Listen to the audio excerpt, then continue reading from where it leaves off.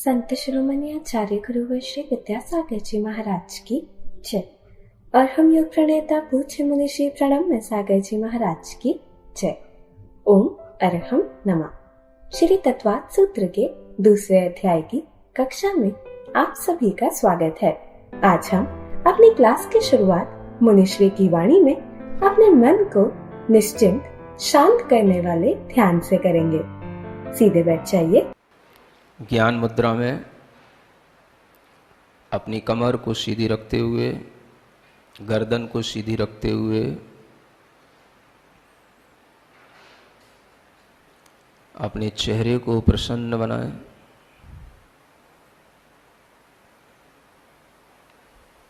अपनी श्वास पर ध्यान दें। आती जाती श्वास पर ध्यान रखें।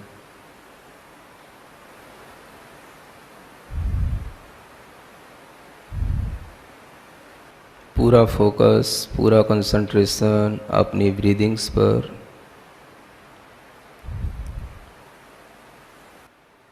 थोड़ी देर के लिए अपने मन में विचार करें, कोई तो ऐसी चीज़ हमारे अंदर है जिसको लेकर के मैं अहम करता हूँ।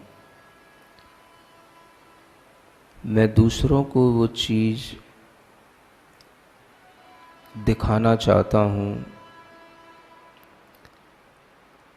मैं दूसरों के सामने अपनी प्रस्तुति उस अहम के साथ करना चाहता हूँ। कोई ऐसी चीज़ है, उसे पकड़ने की कोशिश करें।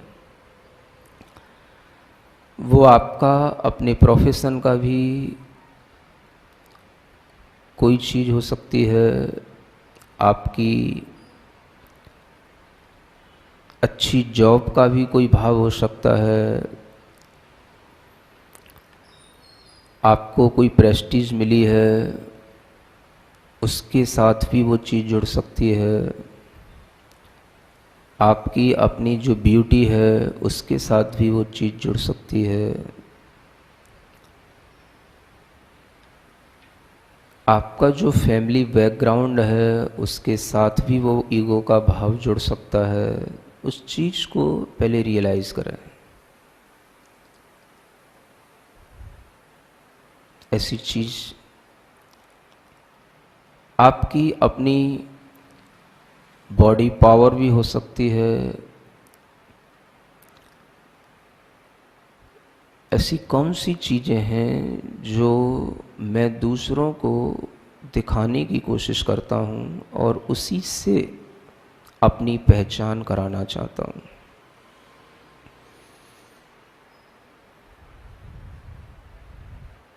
उस चीज़ को पकड़ें।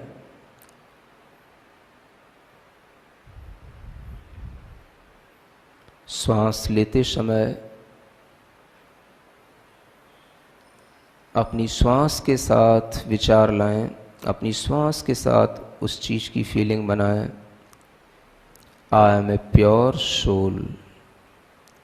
श्वास लेते समय थोड़ी देर श्वास को रोक के रखें। जब श्वास को रिलीज करें तो अपने उस ईगो को रिलीज करें। I am not this, I am not this, I am not a doctor, I am not a engineer, I am not a manager, I am not body, I am not mind.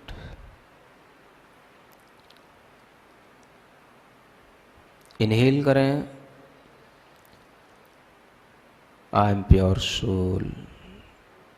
Exhale करें, I am not body, I am not mind. Repeat this process 10 to 11 times. Now chant with me.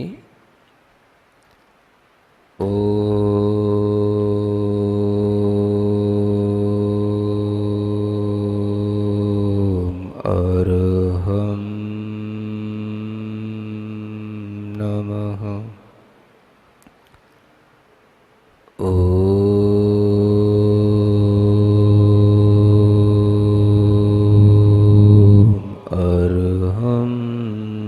नमः।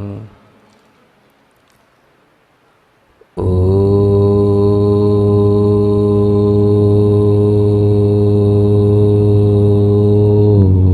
अर्हं नमः। अपनी आँखों को बंद रखेंगे, अपने दोनों हाथों को जोड़कर अपने माथे पर रखेंगे। मुद्रा प्रार्थना की रहेगी और उस प्रार्थना की मुद्रा में 3 बार अपनी अंजलि घुमाकर जो अपनी आत्मा के अंदर मृदुता उत्पन्न किए हैं, जो अपनी आत्मा को क्षमा आदि धर्मों से विभूषित किए हैं, जिन्होंने अपनी मान कसाई को जीता है, ऐसी सभी आत्माओं को मैं हृदय से नमस्कार करता हूँ, प्रणाम करता हूँ। 3 बार अपनी अंजलि घुमाकर उन आत्माओं के उन गुणों की प्राप्ति करने के लिए मुझे भी आपकी जैसी मृदुता, नम्रता मिले, और अपने दोनों हाथों को नीचे लाकर जमीन से टच करके साधु मुद्रा में नमस्कार करने की कोशिश करेंगे, आंखें बंद रखते हुए। साधु मुद्रा में रुकेंगे, यही भाव रखेंगे कि मुझे उन आत्मा के मार्दव धर्म की प्राप्ति हो रही है, मेरा हृदय मृदु हो रहा है, मैं उन आत्मा के प्रति मन वचन काय से नम्रीभूत हूँ, समर्पित हूँ। मेरे अंदर उन गुणों को ग्रहण करने की पूर्ण समर्पण भाव से भावना है। मेरा जब भी कभी ऐसी आत्माओं का, उन आत्माओं के साथ मिलने का भाव हो, उनके दर्शन का भाव हो, मैं इसी तरह के नम्र भाव से उनके सामने अपनी प्रस्तुति रखूँगा।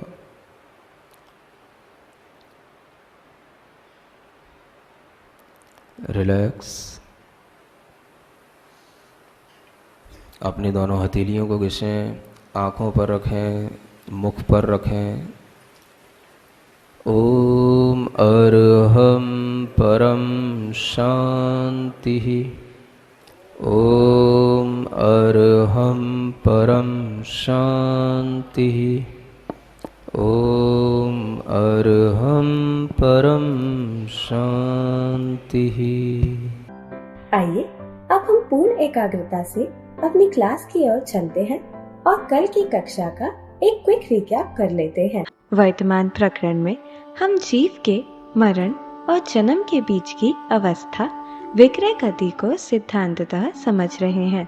विग्रह गति में जीव जैसे प्लेन की लाइन इनविजिबल होती है, उसी तरीके से एक गति से दूसरी गति में श्रेणी के अनुसार जाता है।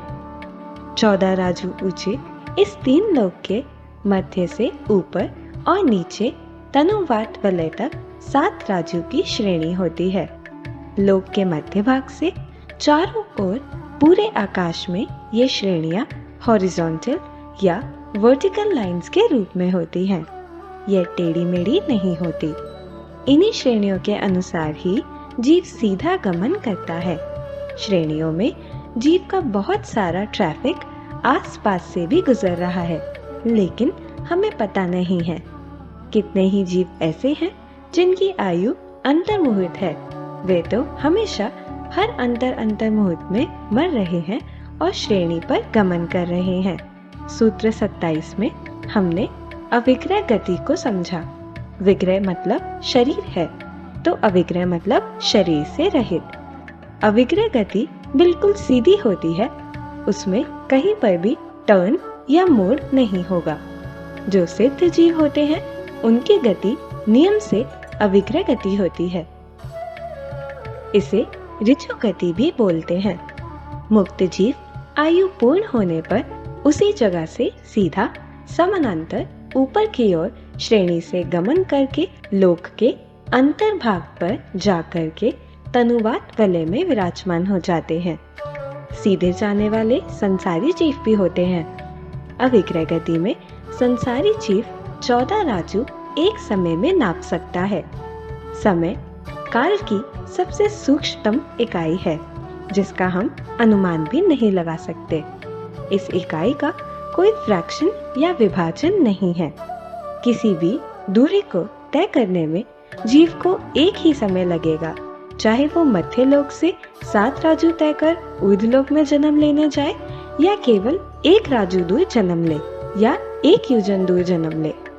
एक समय में जो गति हो रही है वह द्रव्य की योग्यता पर निर्भर करती है। समय में अंतर नहीं है। हमने जाना कि जीव की जो गति होती है वह पुद्गल की भी होती है। एक परमाणु बिल्कुल अधोस्थान से ऊर्ध्व स्थान के अंतिम भाग तक एक समय में 14 राजू तक जा सकता है। विद्याधर, सूर्य, चंद्रमा आदि की गति के लिए यह नियम नहीं है। तो चलिए अब हम सभी अपने मोक्ष मार्ग को प्रशस्त करने के लिए पूज्य मुनि श्री का उद्बोधन सुनते हैं। मोक्ष मार्गस्य नेतारं भेत्तारं कर्मभूरतां ज्ञातारं विश्वतत्त्वानां वन्दे तद्गुणलब्धये। देवादिदेव आदिम तीर्थंकर श्री ऋषभनाथ भगवान की, वर्तमान शासन नायक श्री वर्धमान महावीर भगवान की, परम पूज्य आचार्य गुरुवर श्री विद्यासागर जी महाराज जी की। इस तत्व और सूत्र ग्रंथराज में द्वितीय अध्याय का वर्णन चल रहा। विग्रह गति में जीवों का गमन कैसा होता है, इस विषय में चर्चा चल रही थी। कल बताया जा चुका है कि विग्रह गति में ही कर्मयोग होता है। विग्रह गतौ कर्मयोग। विग्रह गति का मतलब समझना ये चाहिए कि जब यह जीव एक शरीर को छोड़कर दूसरे शरीर को प्राप्त करने के लिए जाता है तो उस समय पर 2 प्रकार की गति होती है उसकी। एक गति होती है ऋजु गति और एक गति होती है विग्रह गति। यहाँ पर यह ध्यान रखना है कि ऋजु गति का वर्णन नहीं किया जा रहा है, विग्रह गति का वर्णन किया जा रहा है। ऋजु गति का मतलब होता है जो जीव सीधा ही एक स्थान से दूसरे स्थान पर जाने के लिए श्रेणी के अनुसार सीधा ही उत्पन्न हो जाए, जाकर के बीच में उसे कहीं पर भी कोई भी टर्न ना लेना पड़े, कोई भी मोड़ा जिसमें ना आता हो, उसको बोलते हैं ऋजु गति। और अगर वह कोई एक भी टर्न लेगा, 1 मोड़ा, 2 मोड़ा, 3 मोड़ा, तो वह जो है उसके लिए विग्रह गति कहलाएगी। यह आपको सरलता से समझने के लिए बताया जा रहा है। तो विग्रह गति में ही कर्म योग होता है। ऋजु गति में क्या होगा वो आगे चर्चा करेंगे, लेकिन यहाँ पर यही ध्यान में रखना है कि विग्रह गति में ही कर्म योग है, क्योंकि कर्मण का योग जो होता है वह तब होता है जब जीव आहारक नहीं होता, अनाहारक हो। और आहारक अनाहारक की चर्चा भी आगे आने वाली है, जिसका संबंध है हमारे कर्म पुद्गलों के ग्रहण करने से नहीं, किंतु नौकर्म पुद्गलों के ग्रहण करने से है। जो जीव नौकर्म पुद्गलों को ग्रहण करता है वह आहारक कहलाता है, और जो जीव केवल कर्म पुद्गलों को ग्रहण करता है वो अनाहारक कहलाता है। इसकी चर्चा भी आगे होगी। यहाँ पर जो कल आपको ये सूत्र बताते हुए विग्रह गति में कर्म योग है, तो इससे ये समझना कि ऋजु गति में कर्म योग नहीं होता है। केवल शर्त किसके लिए है? विग्रह गति के लिए। और विग्रह गति से मतलब क्या है?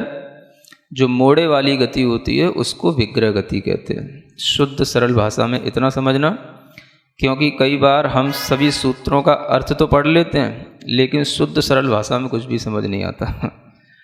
तो विग्रह गति में कर्म योग है, ये एक सूत्र हुआ। विग्रह गतौ कर्म योग है। जब कर्म योग होगा तो विग्रह गति में जो जीव जाएगा वो श्रेणी के अनुसार जाएगा, अनुश्रेणी गति। विग्रह गति में या ऋजु गति में जब भी गति होगी तो श्रेणी के अनुसार होगी। ये सूत्र दोनों गतियों के लिए बैठेगा। फिर आगे का सूत्र आया अविग्रह जीवस्य, यानी यहाँ पर जो विग्रह से रहित, यानी यहाँ पर विग्रह का अर्थ है मोड़े से रहित या यूं कहें कुटिलता से रहित जो गति होती है उसको अविग्रह कहा जाता है। अविग्रह गति वह जीव की होगी, तो यहाँ पर केवल जीव लिखा है, तो जीव लिखने से हम यहाँ पर भी संसारी जीव का ग्रहण कर सकते हैं, मुक्त जीव का ग्रहण कर सकते हैं। और सूत्र के अनुसार देखें तो यहाँ पर मुक्त जीव का ग्रहण किया जा सकता है, क्योंकि आगे का जो सूत्र है वो संसारी जीवों के लिए आ रहा है। विग्रहवती च संसारिण प्राक चतुर्भ्यः, यह सूत्र। हाँ, विग्रहवती च, ये जो च आया है ये इसीलिए आया कि जो ऊपर वाला सूत्र था उसमें अविग्रह वाली गति बताई गई थी।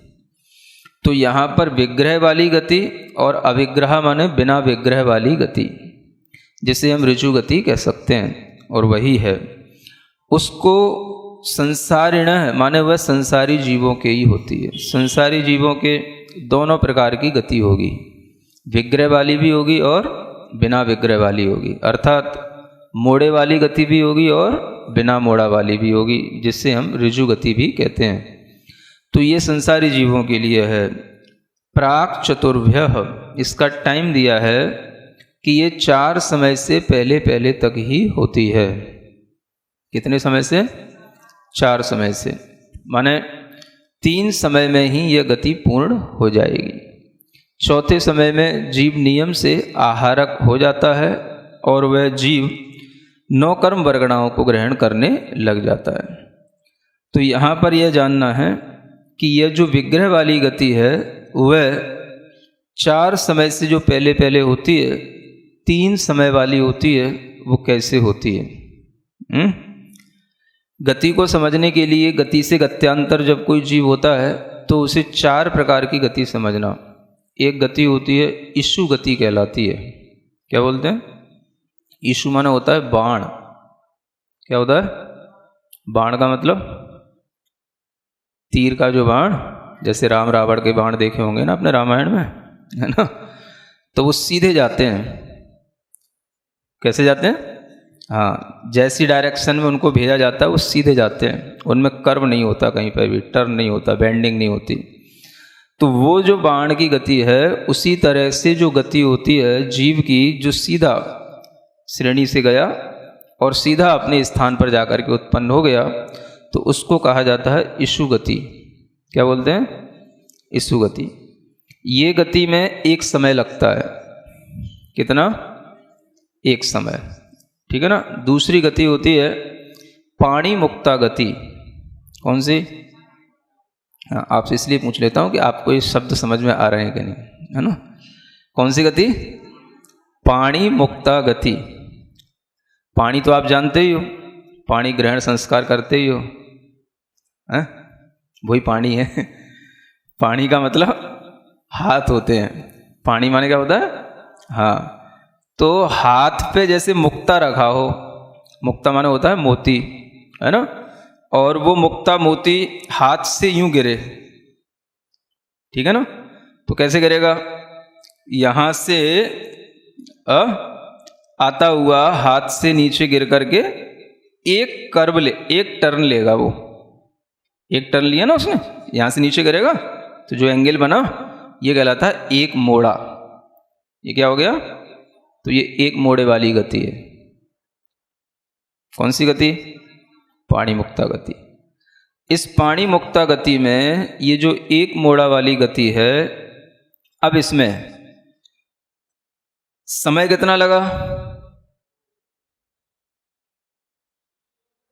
समय कितने लगे? 2 समय लगे, ठीक है ना। एक समय उसका लगा जो देखा जाए तो ये समय उसका अनाहारक का यही काल है, जो पहला समय है। दूसरे समय में तो वह मोड़ा लेकर के उसमें जन्म ले लिया, तो दूसरे समय में वो आहारक हो जाएगा। एक समय के लिए ही वो कर्म योग वाला हुआ। कार्मण काय योग उसके लिए कितने समय के लिए रहा? एक समय के लिए। अनाहारक कितने समय के लिए रहा? एक समय के लिए। लेकिन गति में समय कितने लगे? 2। तो पाणी मुक्ता गति 2 समय वाली होगी, लेकिन उसमें मोड़ा कितना होगा? 1 होगा। यानी एक मोड़े वाली गति में 2 समय लगेंगे, ठीक है ना। फिर आगे दूसरी तीसरी गति होती है लांगलिका गति। कौन सी? बोल तो लो। लांगलिका, है ना। लांगलिका गति का मतलब होता है कि हल के समान, हल जो किसान का हल होता है ना, तो उसके समान उसमें 2 मोड़े होते हैं। ऐसे करके 2 मोड़े होंगे उसमें, है ना। तो 2 मोड़े हुए, तो एक बार मोड़ा लेने में उसे 2 समय लगे, तो 2 मोड़े में उसे 3 समय लगेंगे। समझ आ रहा है? लेकिन 3 समय में 2 समय तो वो अनाहारक होगा और तीसरे समय में वो आहारक हो जाएगा, ठीक है। फिर चौथी गति होती है गोमूत्रिका गति। क्या बोलते हैं? गाय के मूत्र के समान उसकी गति में कई प्रकार के, है ना, टर्न होते हैं, इसलिए उसको गोमूत्र का ये नाम दिया गया। तो इस गति में समय कितने लगेंगे? 4। लेकिन गति कितने समय, मोड़े कितने लगेंगे? 3। समझ आ रहा है? मोड़े लगेंगे 3, समय लगेंगे 4, और उन 3 में 3 समय तक तो वो अनाहारक होगा और चौथे समय में वो आहारक हो जाएगा। समझ आ रहा है? बस इससे ज्यादा कुछ नहीं होता। फिर से रिवाइज करें। एक समय वाली गति कौन सी? ईशु गति। 2 समय वाली गति कौन सी? पाणी मुक्ता गति। 3 समय वाली गति लांगलिका गति, और 4 समय वाली गति गोमूत्र गति। ये समय की अपेक्षा से हो गया। अब इन समय में कितने मोड़े वाली गति? तो आपसे पूछे जाए एक मोड़ा वाली गति कौन सी? एक मोड़े वाली गति कौन सी? हाँ, पाणी मुक्ता गति। एक मोड़े वाली गति कौन सी? 2 मोड़े वाली गति कौन सी? लांगलिका। और 3 मोड़े वाली गति कौन सी? गोमूत्रिका गति। समझ में आ गया? विग्रह गति में जीव के लिए कर्म योग होता है। जो पहला सूत्र था विग्रह गतौ कर्म योग है।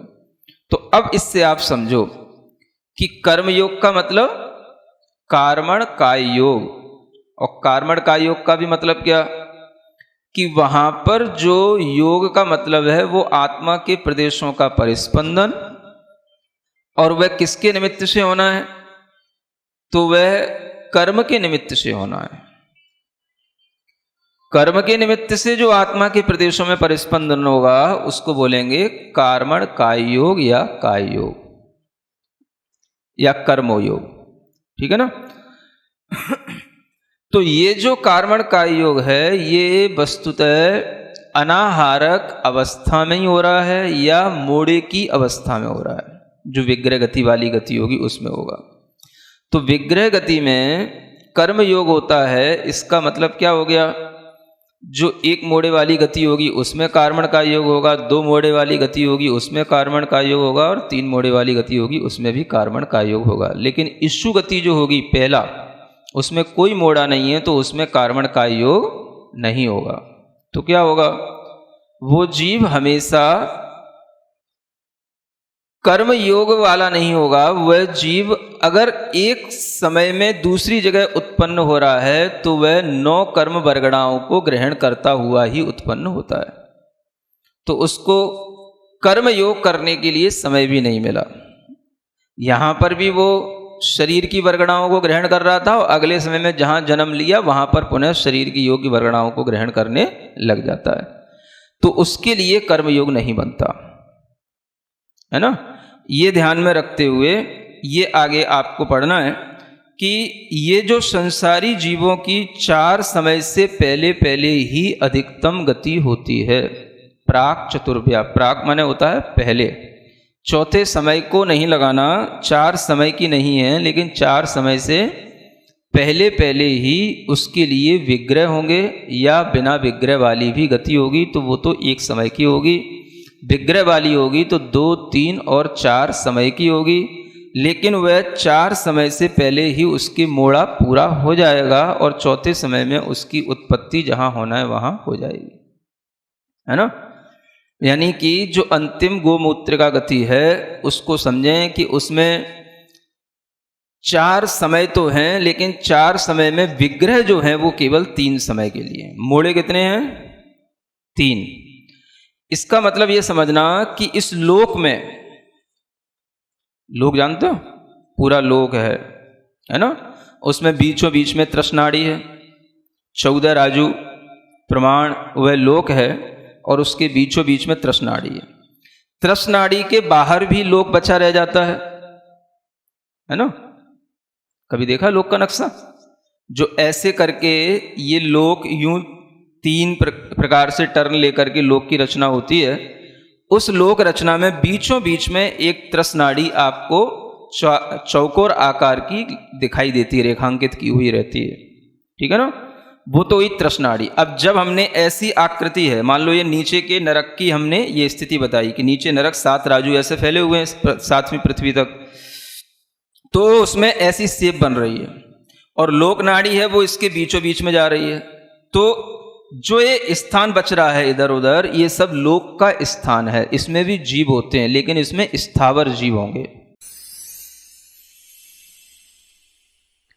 सिरिजिणवाणी जग कल्याणी जग जन मदतम मोहरी जणमण हारी गढ़हर हारी जम जरा भव रोग हरि तिथ्य राणम दिव्य झुणिम जो पड़ई सुणई मय्ये धारई राणम सौख मणंतम धैर्य सासद मोक्ष पदम पावई सासद मोक्ष पदम पावई।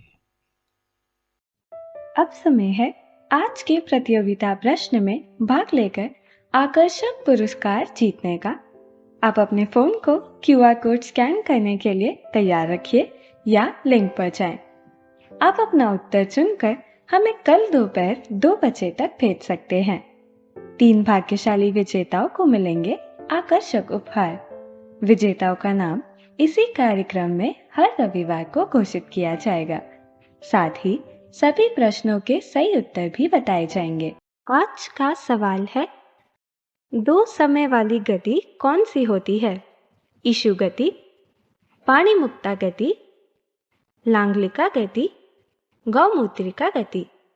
अगर आप किसी कारणवश कोड स्कैन न कर पाए हों तो आप क्लास की वेबसाइट पर जाकर उन्हें अटेम्प्ट कर सकते हैं। इस लिंक पर जाएं या QR कोड को स्कैन कीजिए।